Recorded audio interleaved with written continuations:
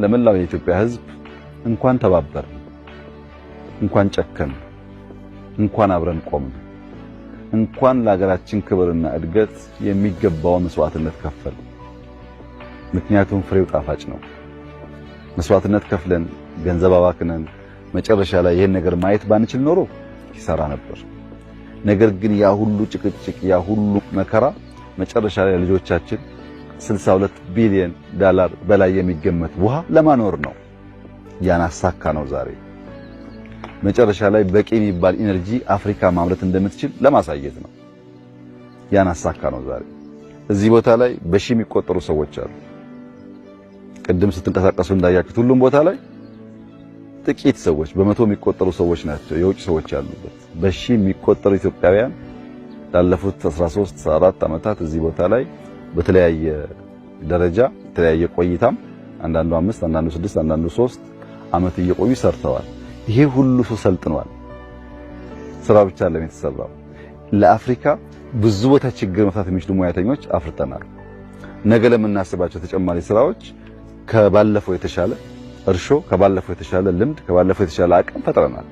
ይሄ ነገር እየቀጠለ ከሄደ ኢትዮጵያንም ሱዳንንም ግብጽንም አፍሪካንም ይጠቅማል። ምክንያቱም ኢነርጂ ክራይሲስ በአፍሪካ ደረጃ በዓለም ደረጃ ኢነርጂ ክራይሲስ አጠቃላይ የእድገት ማነቆ የሆነ ነገር ነው። ኢነርጂ ላይ በቂ ኢንቨስት ማድረግ ለማንኛውም ሀገር ለትላልቆቹም ጭምር በጣም ክሪቲካል ነው። ኢነርጂ መሆኑ ብቻ ግን ሳይሆን ክሊን ኢነርጂ መሆኑ። ይሄ ኢነርጂ ክሊን ነው። ሃይድሮ በጣም ጥሩ ኢነርጂ ሶርስ ነው። ከዚያ መሆኑ ደግሞ ካለን አጠቃላይ ሀብት አንፃር መመንዘር ያለበት ሀብት ስለሆነ ጠቃሚ ኤሪያ ነው። ከኢነርጂ ባሻገር ውሃ በሚቀጥለው ዓለም ውስጥ በጣም ቁልፍ ነገር ነው። ባለፈው ዓመት ውስጥ ነዳጅ ቁልፍ እንደነበረው በሚቀጥለው ዓመት ውስጥ ውሃ በጣም ቁልፍ ነገር ነው። ውሃን ማባከን እንደ አፍሪካ ጎጂ ነው፣ እንደ ሀገርም ጎጂ ነው እና ውሃን በትክክሉ ቆጥቦ አንድ አርሶ አደር በቤቱ ደረጃ ውሃን ቆጥቦ፣ አንድ ማህበረሰብ በሰፈር ደረጃ ውሃን ቆጥቦ፣ አንድ ሀገር በሀገር ደረጃ ቆጥቦ ካለ ልክ ብር ያላቸው ሀብታም ሀገራት የተጋገዙ ችግርን እንደሚያልፉት ውሃም ከተቀመጠ ተጋግዘን የችግር ወቅት ማለፍ ይቻላል። ውሃ መቀመጡ ጠቃሚ እንጂ ጎጂ አይደለም። በጣም ኢምፖርታንት፣ ልክ እንደ ኤነርጂ ኢምፖርታንት ነገር ነው። ግን እኛ ግድብ ስንገድብ ውሃ ስንይዝ የግሪን ሌጋሲው ስራ ባይሰራ ኖሮ ሌላ ኪሳራ አለበት። በቂ ዝናብ አናገኝም። ውሃው ሲሄድ በከፍተኛ ደረጃ አፈር ይሸረሸራል። ይሄ በጣም ጎርጅ የበዛበት ቀጠና ነው። ያ ሁሉ አፈር የተሸረሸረ ይሄዳል። ተራሮች ገላጣ ይሆናሉ። በረሃማነት ይፈጠራል። ወደፊትም የሰው ልጆች ለመኖር የሚቸገሩበት ሁኔታ ይፈጠራል። አሁን አፈራችንን እንታደጋለን። ግሪን ሌጋሲ ስላለ ተጨማሪ ዝናብ እናገኛለን። ውሃ ሴቭ እናደርጋለን። ከዚያ ግን እናስፋውካል። አሳውን ተመልከቱ። 60 70 80 ኪሎ ግራም የሚመዝኑ አሳዎች አሉ። ወደፊት የአሳ ፋብሪካ እዚህ ስናቋቁም አሳዎች በቀላሉ እያወጣን እያዘጋጀን ፓክ እያደረግን በሀገር ደረጃም ከሀገር ውጭም ለመጠቀም በእጅጉ ያግዛል።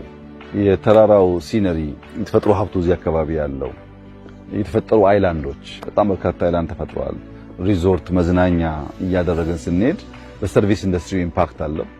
ራሱ በኢንዱስትሪ ኢምፓክት አለው። ትልቅ ኢንዱስትሪ ስለሆነ በኔቸር ስናይ ከግሪን ሌጋሲ ጋር ተያይዞ በቢሊየንስ የተከልነው በዚህ በተፋሰስ ቀጠና ላይ እሱም በከፍተኛ ደረጃ ውሃው እየጨመረ ግን ደግሞ አፈር ደለል እየሞላ እንዳይሄድ ያደርጋል። ያ ኢንቨስትመንታችን ደግሞ ግድባችን እንዲከላከል ያደርጋል እና በጥቅሉ ቅድም በመግቢያዬ እንዳነሳሁት አስደማሚ የታሪክ ምዕራፍ ላይ ነው ያለነው።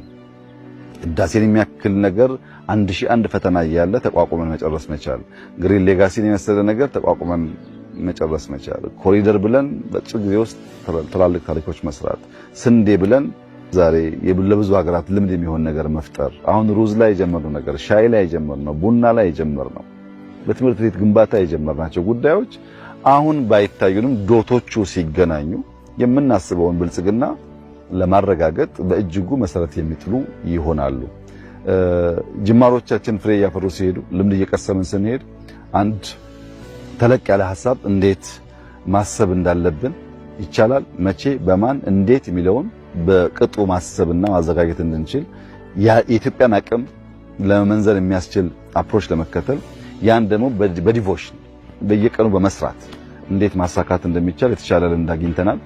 እኔ በሁሉም መስክ የኢትዮጵያ የብርሃን የኢትዮጵያ የለውጥ የኢትዮጵያ የመሻገር ዘመን ጅማሮ ስለሆነ በዚሁ አግባብ ተክተን ከሰራን ካለምንም ጥርጥር ልመናን ታሪክ እናደርጋለን፣ ድህነትን ታሪክ እናደርጋለን፣ መናቅን ታሪክ እናደርጋለን።